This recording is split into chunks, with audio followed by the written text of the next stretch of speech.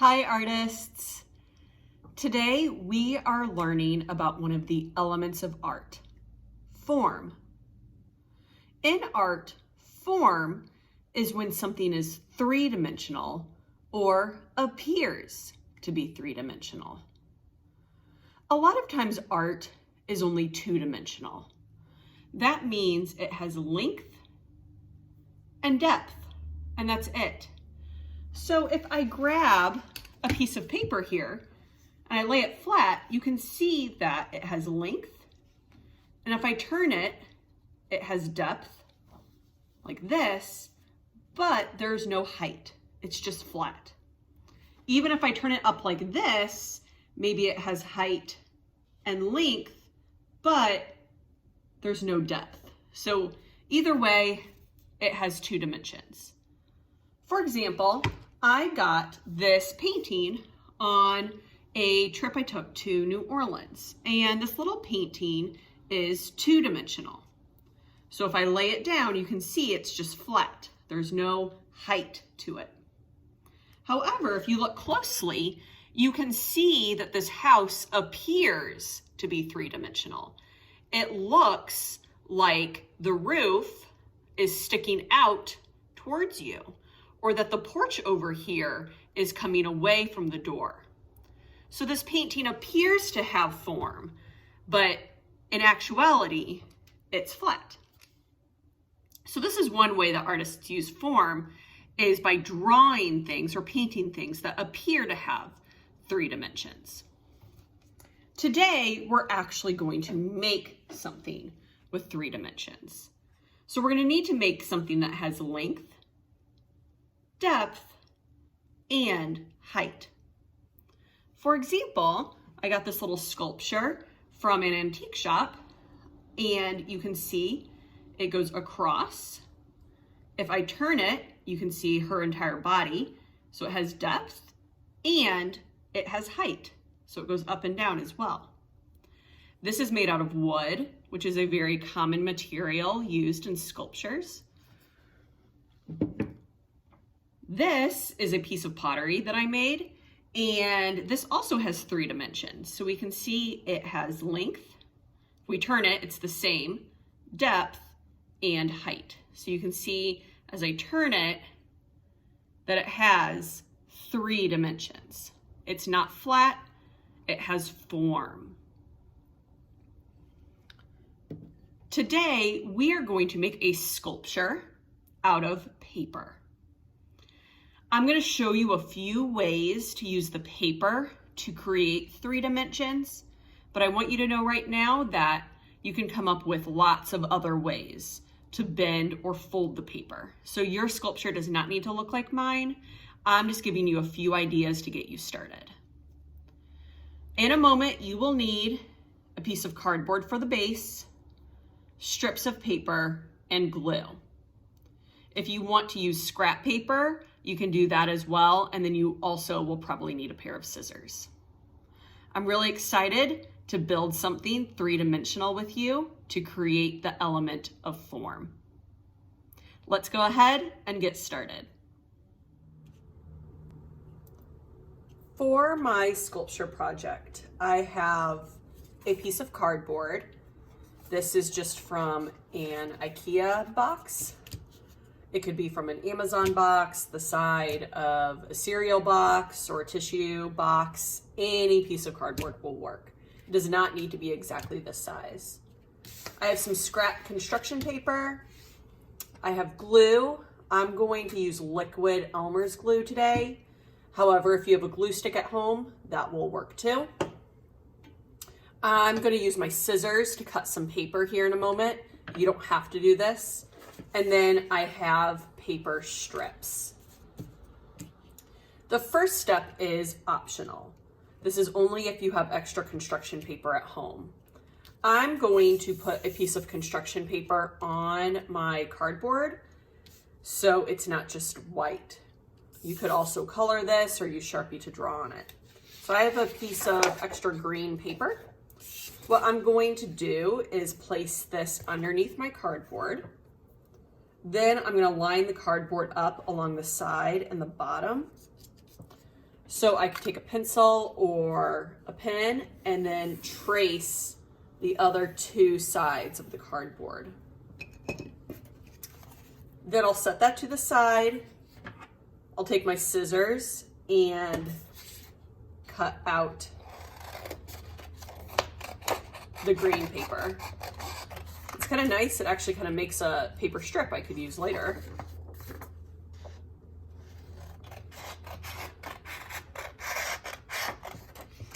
And I have a second paper strip. Now I can just simply put my cardboard down.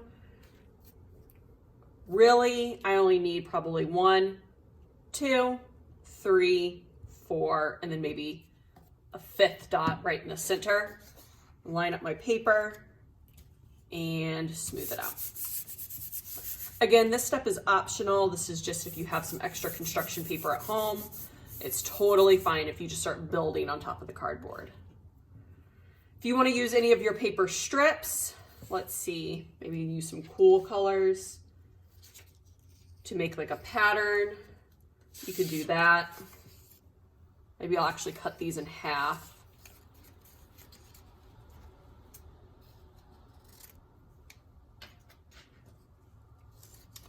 You are more than welcome to do this. This is just an extra step. I could almost kind of make like a little frame or something for it.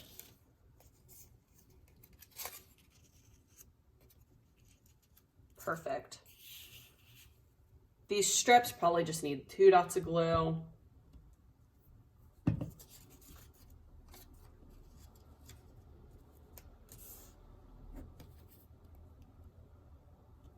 Remember to keep your glue away from the edges so it doesn't make a mess.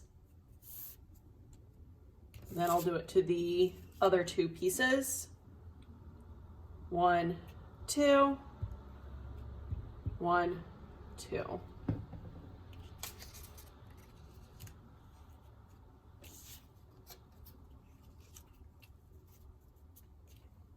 Okay, now that the base of my sculpture is finished, I can use my paper strips in a variety of ways to make this tall.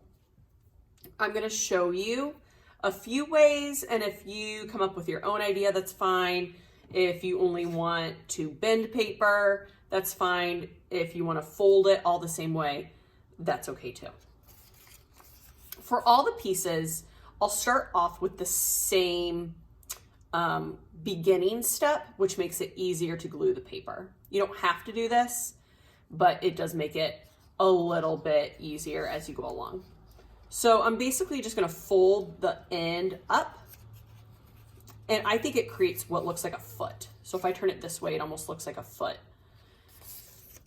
And then I'll do it on the other end. I'll fold up, and it creates like a little tab or a little foot. So then if I kind of fold my paper like this, I can see the 2 feet.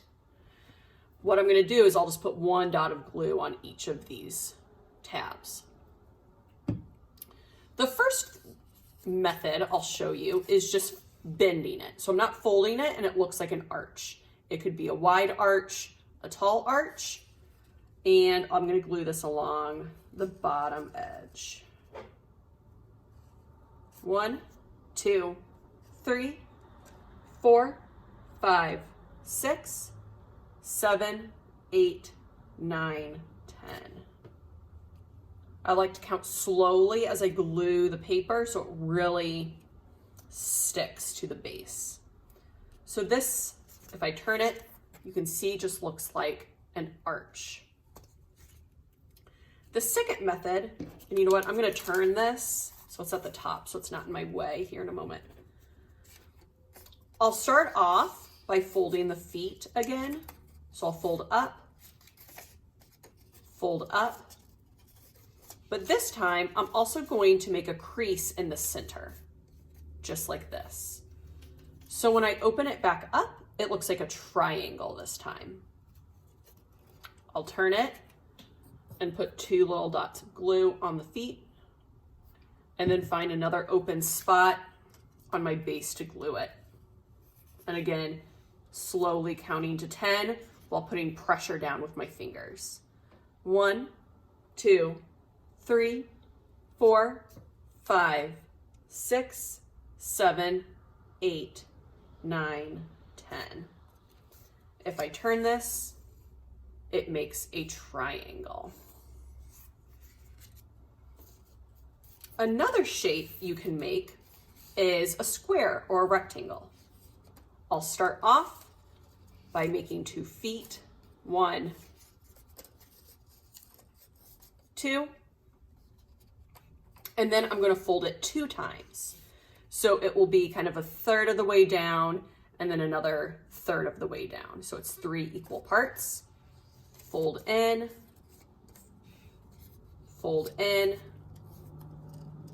and if I turn it on the side, you can see I have a square shape now.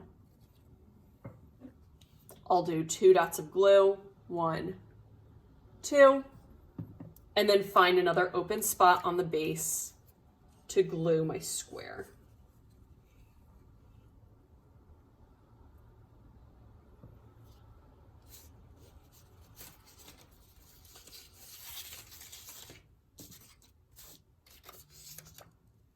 One shape that does not require feet is making a circle. So what I'll do is I'm going to put 1 dot of glue at one end, and then I'll bring the other side around, and I'm just going to pinch this and count to 10. Then I'll put 1 dot of glue on the bottom, find an open place on my base, hold my fingers on top of the glue, and slowly count to 10. 1, 2, 3, 4, 5, 6, 7, 8, 9, 10.